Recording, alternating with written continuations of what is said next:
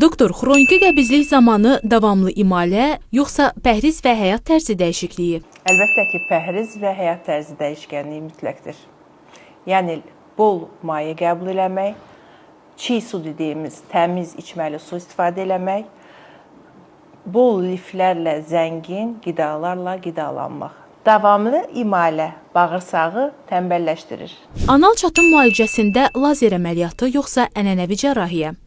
Təbii ki, anal çat xəstəliyinin tam kəskin formalarında dərman müalicəsi, xroniki formalarda isə lazer əməliyyatı. Nəcisdə qan gördükdə növbəti addım müayinə, yoxsa keçib gedər deyə gözləmək? Təbii ki, müayinə, müalicə lazımdırsa əməliyyat. Oturub gözləmək bütün xəstəliklərinizi xronikləşdirəcək, ən pis halda isə xərçəng xəstəliyinə dəlalət eləyəcək. Babasil şübhəsində kremlərlə müalicə, yoxsa həkim müayinəsi?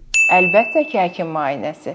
İlkin dönəmlərdə kremlərlə, mazlarla dəqiq təşkil olunmuş müalicə, gecikmiş dönəmlərdə isə lazer və yaxud da ki, başqa əməliyyat üsulları ilə cərrahi əməliyyat olunacaqsınız.